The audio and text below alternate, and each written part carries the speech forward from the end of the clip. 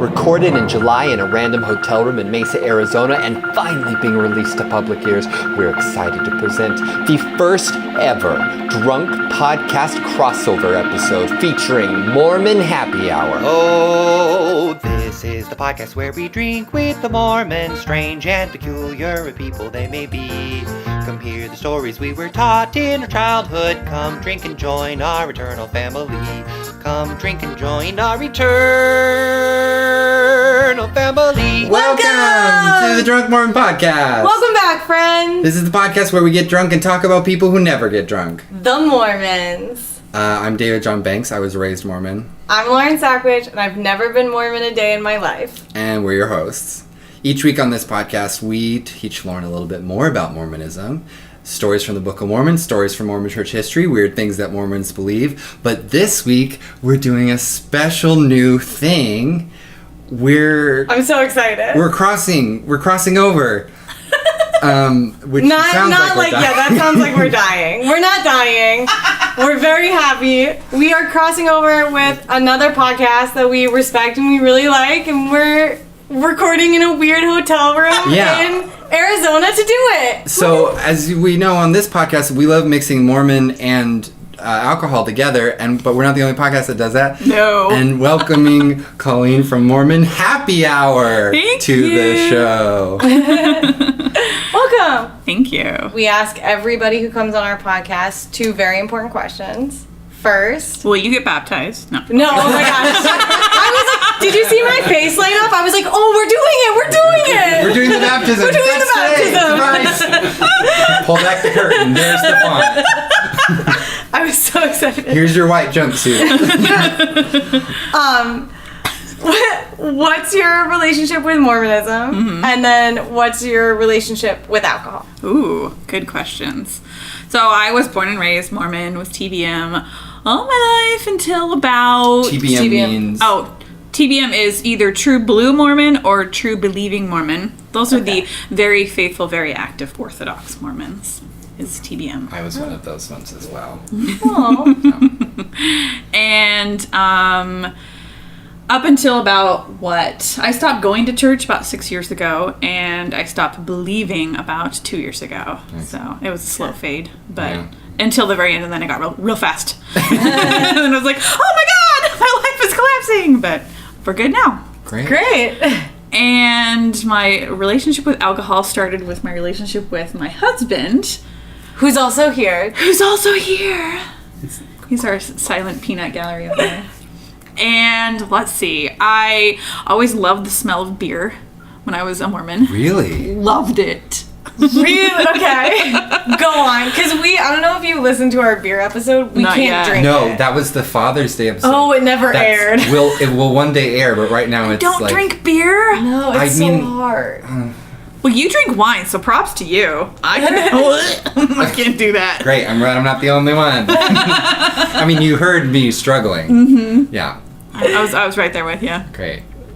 So, yeah, I love the smell of beer, and we started dating, and I was a Mormon, dating a non-Mormon who drank. That was a little rough adjustment. And he would drink beer, and there was just something about, like, the yeast smell in his breath. I'm like, wow. so good. I don't know. But it still took me years to get to drinking, even though I was dating him. Okay. Years. And so I probably have only been, like, really drinking for like 2 years now. Wait, did you start with beer though? Yeah, I started with beer, and we stuck with beer until we got too poor to buy kegs, and then we turned to our vast liquor cabinet that we never touched, and then we got into liquors. Wow. Nice.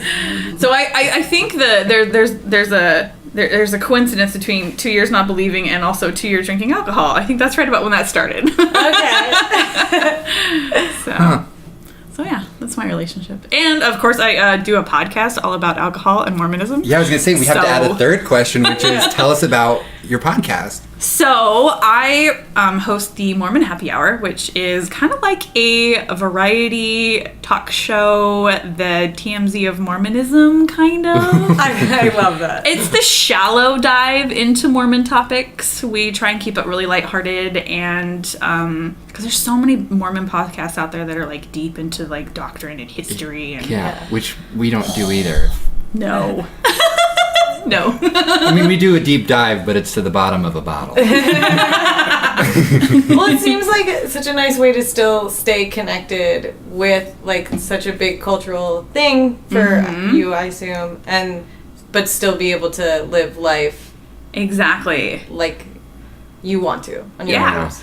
And kind of in developing the podcast idea, that was kind of exactly the journey I went through, is because there's so many of these deep dive podcasts into like people's exit stories and the history and the doctrine they're all so valuable, and they have a really important place in a faith transition, but you can only stay there for so long because they're super heavy. Yeah. And so like I had exhausted all of my endurance in those, and I was like, oh, I'm done, I can't do those anymore.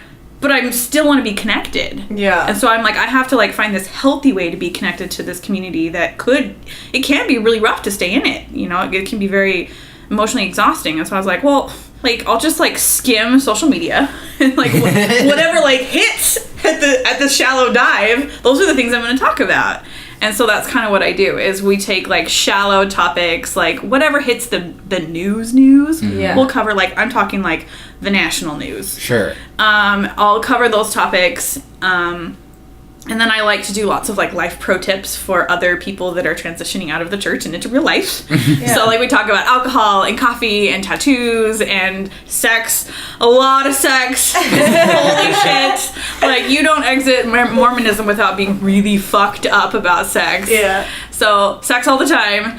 And gosh, I think that's pretty much it. And then we do, I'm kind of toying around with new formatting and new segments right now. I'm thinking about doing a segment called the 6-minute skinny dip Mormon history. Ooh. Where I like put 6 minutes on the timer, and either me or someone that I invite on the show, I'm like, okay, here's your topic, like some obscure, like Cain. Like we can take Cain, for example. Sure.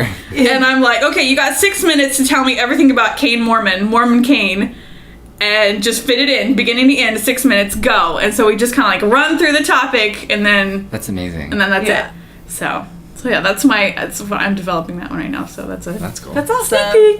But yeah, Easter like I try and keep it like a variety show and really upbeat, and always like around 45 minutes, so it's like short and digestible. And I love that. Yeah. So if you want to know more about Mormonism, sex, coffee, and liquor, subscribe to the Mormon Happy Hour. The Mormon Happy Hour. I think it's just Mormon Happy Hour. There's no just Mormon Happy Hour. So the only other question that I have is, you've brought something with you, an object that is very interesting to me, and I thought maybe you would explain what this is. Sure. So the history on this object that we are all looking at. Lauren, would you describe I'm going to it? describe it. Okay, let's hear it. It's a plank of wood with 1, 2, 3, 4, 5, 6, 7 like metal shot glasses in it, and like a beautiful bird, like a sparrow flying. And But is it a shot glass? what is it? It's a cup. It's a thimble. Kinda. It's like a big You might thimble. have to step in. I think I know where you're going with this. Okay, so this, are we gonna spoiler alert what it is? Do it, yeah. Okay, so this is a sacrament tray. Okay. This is actually a custom-made sacrament tray. So this is a sacrament cup. This is the size Oh. of a sacrament cup. So it's communion. for water. For communion, yes, for water. In Mormonism, that's water. Okay. In other faiths, it can be It's wine. But in Mormonism, it's water, because we're a bunch of sobers. So this was a gift to Mormon Happy Hour from Ryan McKnight, actually, because he came on to do an interview, and we did Drunk Truth or Dare with him. That was Yes, I remember. was super amazing.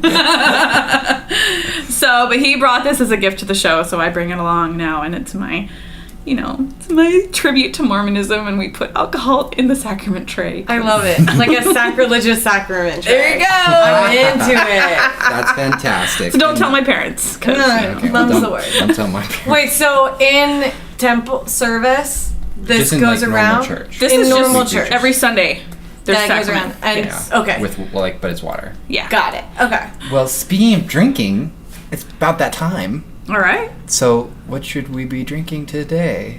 So in the shot glasses, I poured us all some shots. So I did a coffee shot, So it is half Kahlua, which is a coffee liqueur, and it's rum and coffee, and then it's half Bailey's. Bailey's is Irish cream. Oh, okay. So I'm super excited about shot number 1. All right, so let's do it. I'll pass them out. The little sacrament I love cups. this. This is so cute. Cheers. Cheers. Cheers, cheers, cheers. Amen. Oh, I love that. That tastes so good. That's really Isn't that good. delicious? Yes. That goes down easy. It really does. And then the second shot. So this is a vanilla citrus liqueur. Ooh, interesting. It's called Tuwaka. Tuwaka. So it's a vanilla citrus liqueur, and then I also put rum chata in it. And rum chata is I'm rum. guessing it's horchata flavored rum. There you go. Da-da-da. Nailed it. How long have you been drinking? How long have I been drinking now? Maybe 11 10 months. 11 months was what you said on your last it's a year, episode. actually. It's a year. Now it is. I think this week was a year. We're celebrating. Happy anniversary! Thanks, guys. Let's get drunk. Yes. We don't have any screwdrivers for you, but That's okay. Oh my god, that story. Yeah, let's try these second ones. okay. Let's do it. Oh, I guess we have to cheers. Always. Cheers, Cheers. cheers, Cheers. All right, let's go. Ooh, Oh. that's a bite to it, but that's fun. Oh, I really like that. I'm gonna confess, I've never actually had rum chata before. Yeah. It's really delicious. nice. Yeah. It's got that cinnamony. Yeah. All right. Let's get drunk. Yeah. I every time I see like Maya MIA, I think of like MIA POW, and then it took me a while because I was a kid to like realize that no, they're not related in any way. Well, existentially. We were just talking in the car about how when I was a kid, I thought the term prima donna meant someone who was So did aspiring to be Madonna. Especially as a Mormon, because like Madonna is like this terrible person. Yeah, so if And you're a everyone prima hates- donna, it's because you're trying to be like Madonna. Yes. Madonna's terrible. Oh, my mother hated her. Yeah, she's Saint Zanus. Yes. She's all about Saint sex Mary, and liberation. Yeah. Oh, that's She had those She was pointy so- boobs. Yes! Not that you would say boob. That's the say iconic boob. Madonna that my Yeah. mother hated was the little pointy boobs.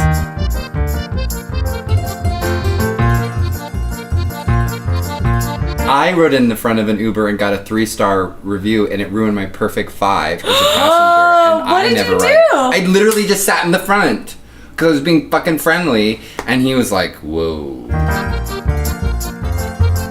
So I'm from New Hampshire. So like New York's like a 4-hour bus ride away. So, fluff, nutter butter, or nutter fluff. Oh my god, fluff! No, fluff is a thing. Yeah! Yeah. I had a roommate in college Is at that BYU. not a thing out here? No! Oh, I assumed That it is- was universal. No, that is just a New Hampshire See, thing. now That it's makes my sense. turn to be real clueless. As to what Okay, you're so talking about. fluff is this. You'd have peanut butter and fluff Or nutter sandwiches. butter and No, fluff. or nutter butter and fluff. What? So fluff is a marshmallow spread. Like you put it on sandwiches. It comes in a jar, It comes and in a it's jar. marshmallow in a jar that you spread with a knife. Nutter Yeah. butter? And no, nutter butter is a peanut butter. I thought Nutter Butter was Is those a little cookie. cookies. Yeah, Yes. but they also They released make a peanut butter. And I had my friend from high school, from college at BYU. She called it Nutter Fluff sandwiches. So she would do Nutter butter and then fluff, and she made me fun. I thought a Nutter Fluff sandwich was when somebody doesn't trim their balls.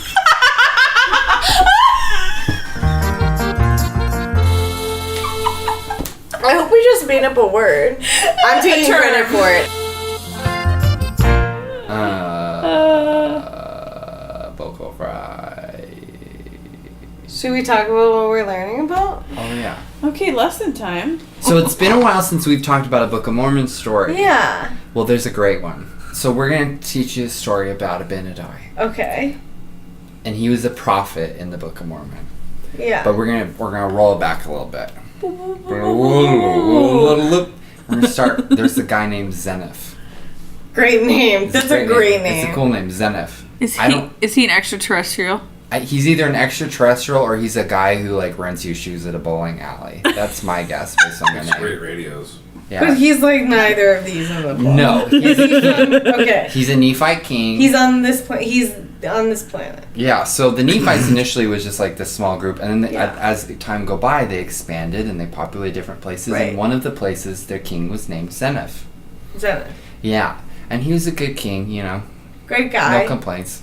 But he died, Oh. Womp womp. and his Sad. son took over, and his son's name was Noah. Noah, like No, I mean, it's the same name as the guy who built the ark, not Not the the same guy. but it's not the same guy. Same Good. name, not the same I guy. like shut it down. That's good. Got it. We're all on the same page. So King Noah, and King Noah was a wicked man. Noah. yes, Noah. You are correct. Noah's a bad guy. Noah's a bad guy. King Noah. So here's a picture of King Noah. So I've gotten this painting. It's King Noah looking fly, with a pet leopard and then like a velour purple jumpsuit thing with one titty exposed and a giant plume hat and a cape.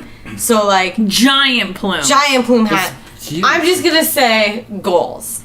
He would require that his people give him a share of their grains and their Yes. crops and their riches. Like he's like He- it was like he heavy. takes. He was a heavy taxer. So he's like, give me all your riches, and the people give him his riches. So he doesn't have to do much. He just gets all this wealth, and he's building like fancy, lavish things and Yeah. decorating his palace with gold. Yeah. And his priests so they were priests. Because Nephites were often very theocratical, and he was like, these guys, we're going to replace them with my guys. Okay. So he replaces the priests with wicked priests, and they're like getting drunk on wine all the time, which we know on the Drunk Mormon podcast is no good. We don't do that. No, unless we're Joseph Smith in jail No, about to no. die.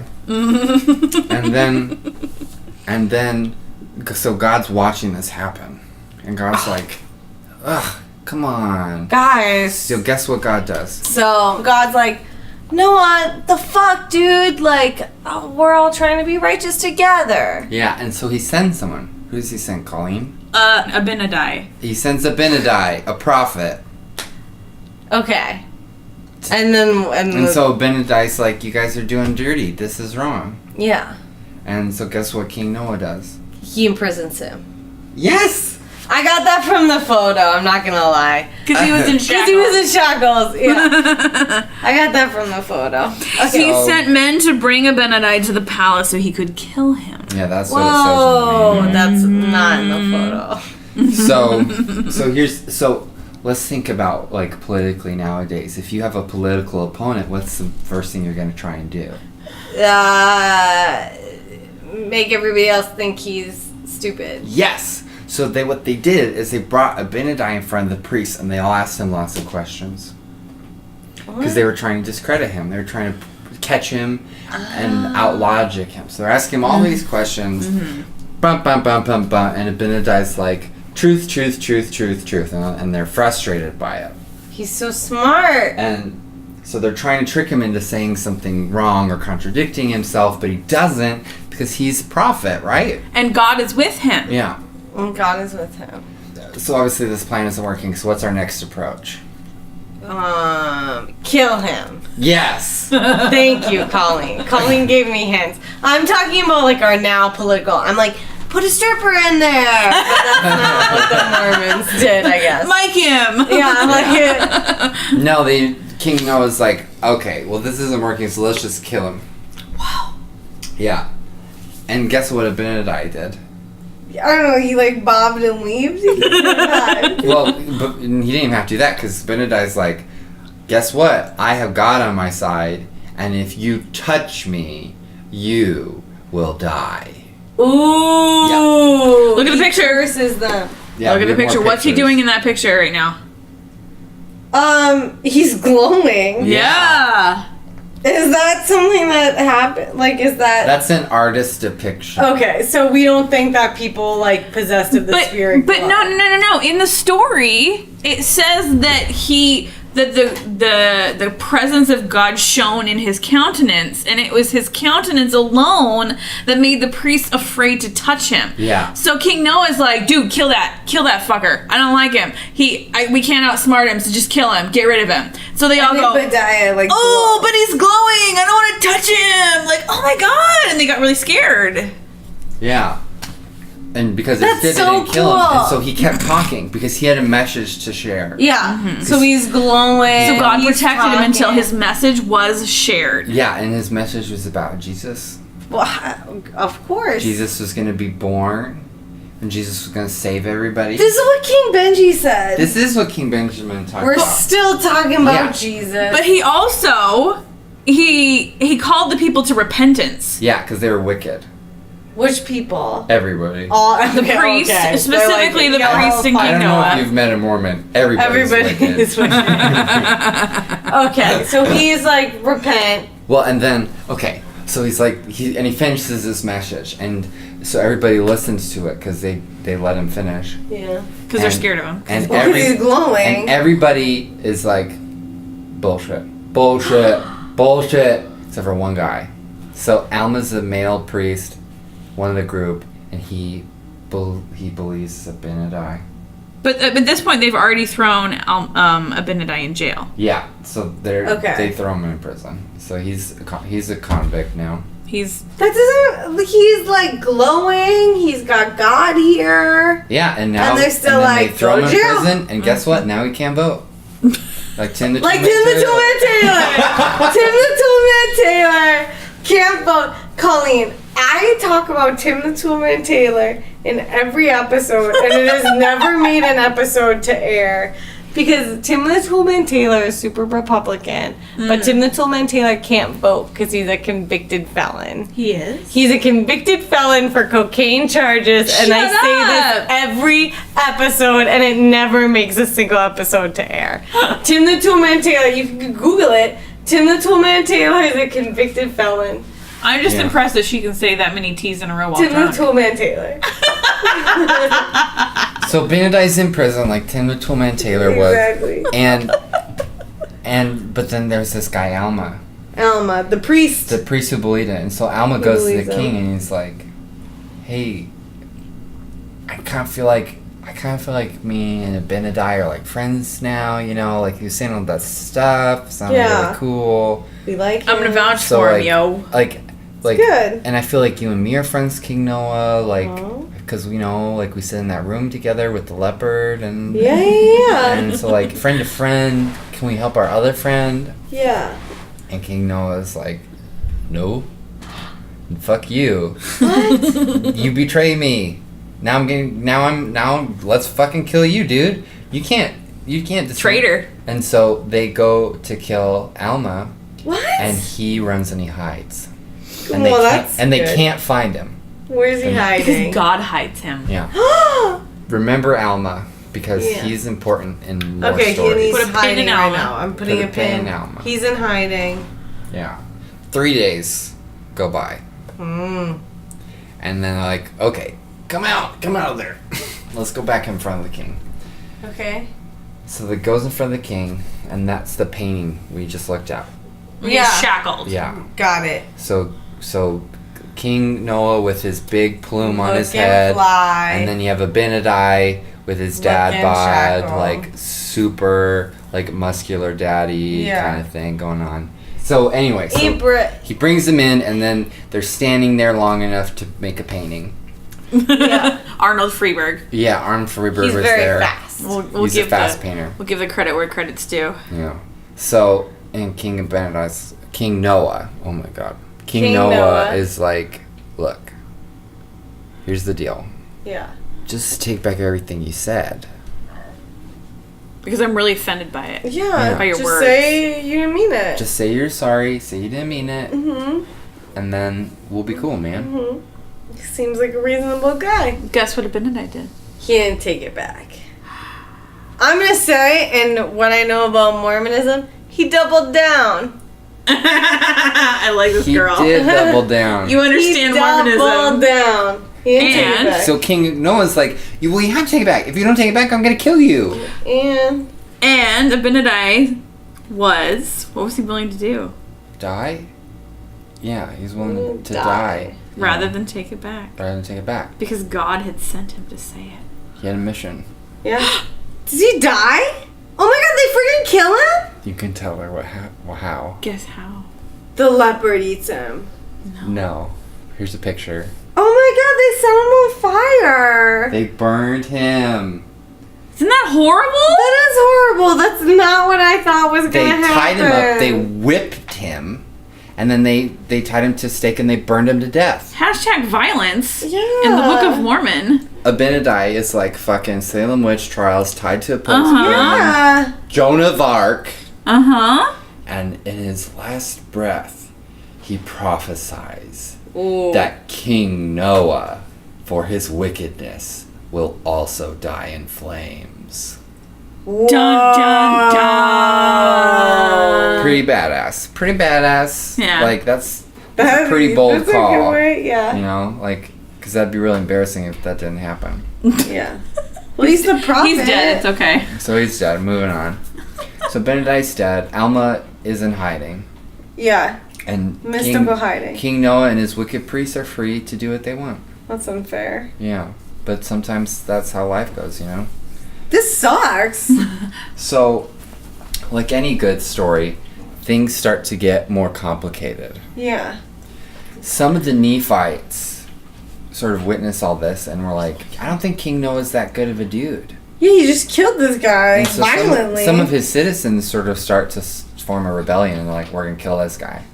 Meanwhile, who's our other group of ancient Native Americans? The Lamanites. The Lamanites. The Lamanites. The Lamanites. That's my guy. Their army is coming. The Lamanites. Because they're going to fight the king and his followers. So the people are trying to kill the king. The rebellion's trying to kill the king. The Lamanites are trying to kill the king. So guess what the king and his wicked priests do? They hide. They get the fuck out of there. Yeah. And they're running and they're running and they're running. And who do they leave behind? So it's hard to run with your wives and your children. Oh my god! So King Noah's like, What? King Noah's They like, get new wives leave and your kids." leave your family, let's go, bro code. What? And so they're like, okay, and they do, and they leave their families behind to get captured or killed, and they get away and they're hiding, and the priests are so like frustrated and upset and they're tired, they haven't eaten anything. They got no woman. And they don't have any women and their kids, and they don't know what happened to them, and they start to feel Like maybe guilty. this guy isn't the best leader. And 'Cause they I just start to left feel my like wife. maybe the guy isn't the best leader, and they get mad at him. Yeah.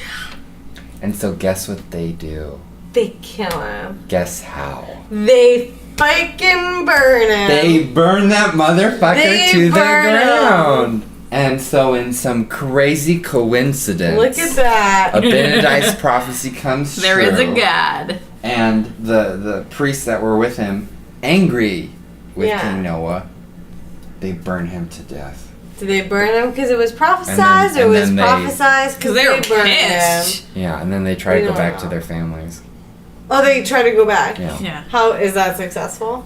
I don't know. It's not mentioned. That's not part of the children's I'm gonna manual. say it's successful. And everybody lives happily ever after. That's good. And That's then nice. generations later, Joseph Smith is born. Hey. And that's how Mormons were made. So that's the story of Abinadi, the priest, The prophet. the prophet who would not back down from speaking the truth and was willing to die for it. Wow. Just like Joseph Smith.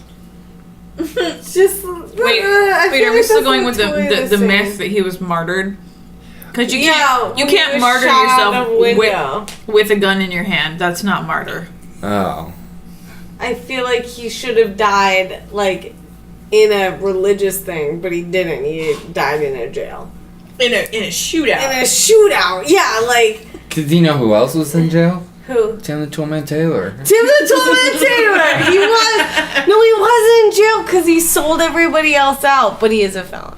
Anyway, it's now time for the best part of any Mormon lesson. The activity. The activity. Yes. So now remember, we're here with Mormon Happy Hour. Yes.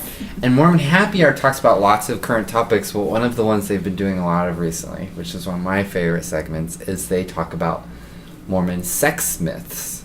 Okay. Let's talk about sex, Baby. Yeah. And so Mormons have lots of weird ideas about sex.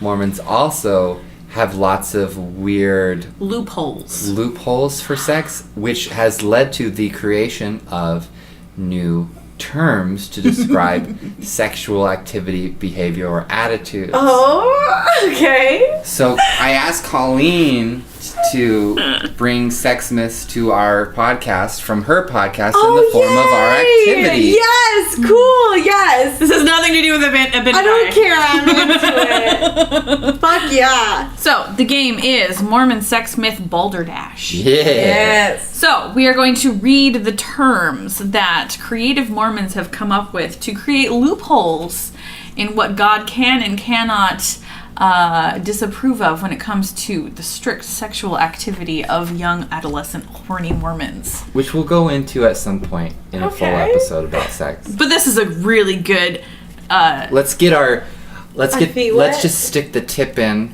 See how it feels. See how it feels. Okay, so the rules are that I will read the term, and DJB and Aaron's here in the room. Yay! Hi. Yay. So DJB and Aaron will write convincing definitions. And then Colleen, myself, I will write the actual definition. Then once all three have been compiled, I will read them. And so then Lauren will be selecting what she believes is the correct definition for the Okay. term. All right, I'm here. All right. Our first word of the evening, because we have to, my latest episode on Mormon Happy Hour is titled, Soaking is Fundamental. So we need to do soaking first. So soaking is the term at hand. Okay. We will define soaking for you. Are you ready? I'm ready. I'm ready. I'm excited. Be sure and write these very, definition sounding. Okay. No lingo. Very official. No drawing pictures. It's just dicks. Just dicks. Just so many dicks. All right. Yeah. One. Soaking. The practice of washing your garment to get the sin out. Soaking.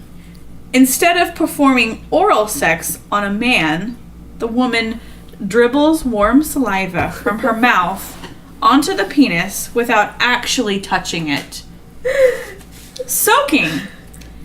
Placing penis in vagina with no movement, therefore not angering God, because God is a T-Rex and can't see you if you don't move. Soaking. Drum roll. I think it's Lauren. B. Dribbling warm saliva. That is so fucking gross. Is that not it?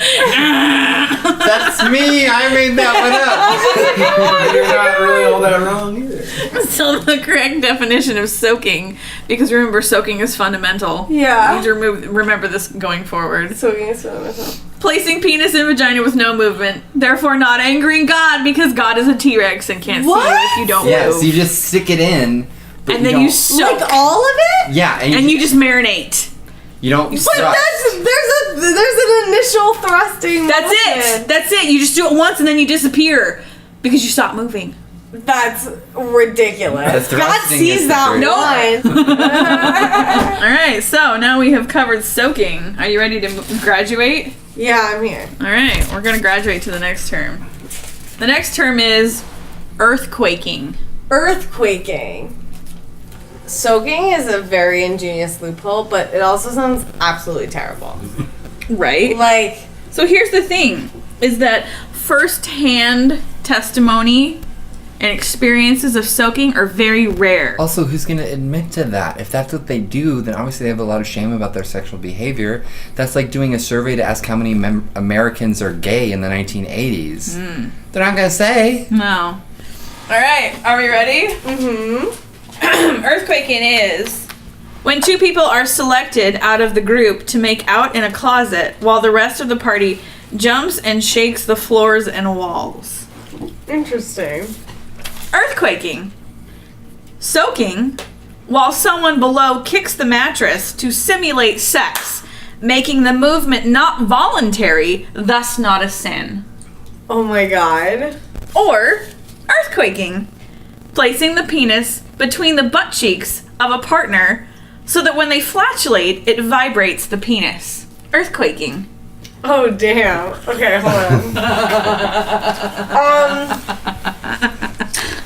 I don't think it's the first one because that's 7 minutes in heaven. I'm kind of torn on the other ones. I feel like the second one kind of makes the most sense, but also that involves a third party, and I feel like that's a no-no.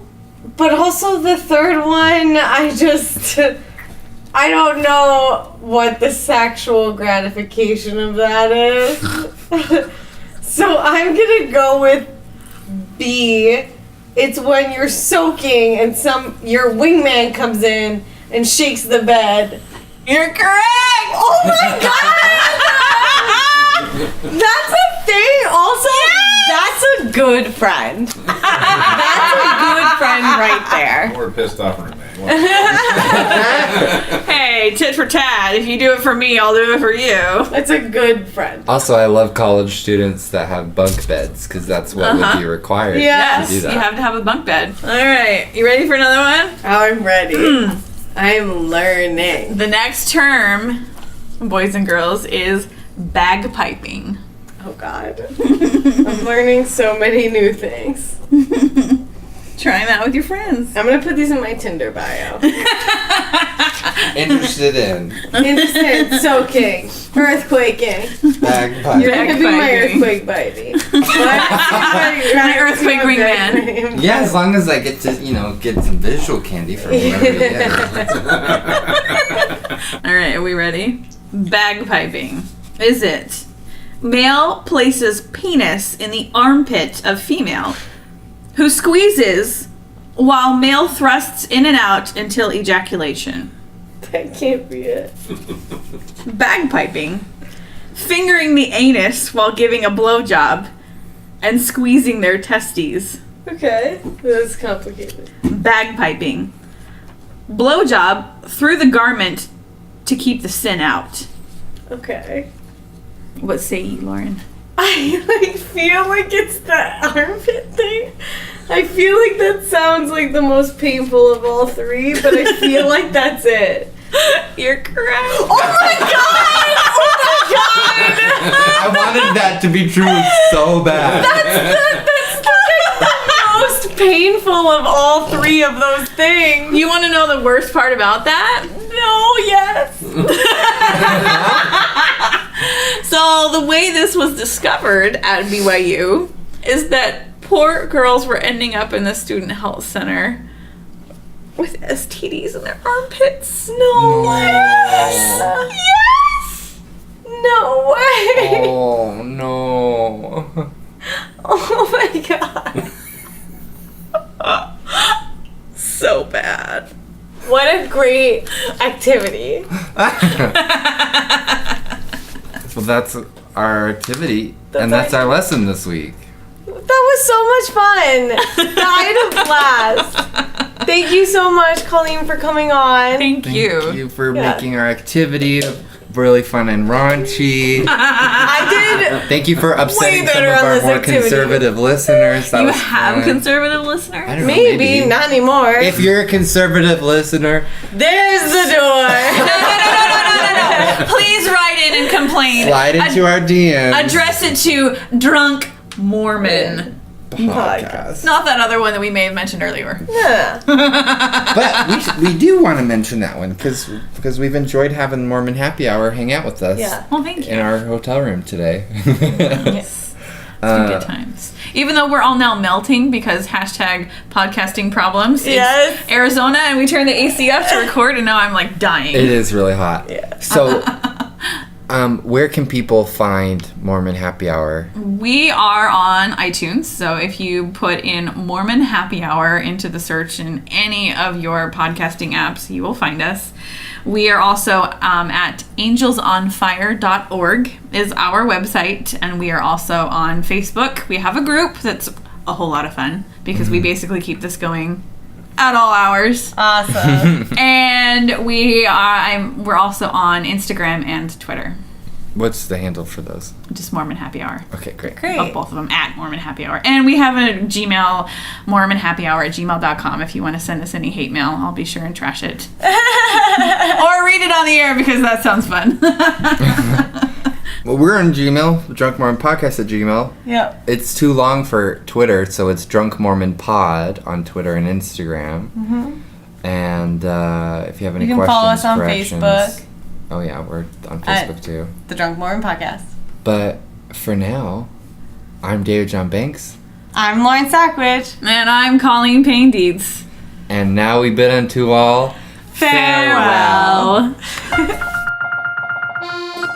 You guys, it was such a blast having Colleen and Mormon Happy Hour on our show. But the fun doesn't end here, because we did an episode of her show as well. So if you want to have more fun with me and Lauren and Colleen and Aaron in the background, head over to Mormon Happy Hour on iTunes or wherever you find your podcasts and listen to her interview with us.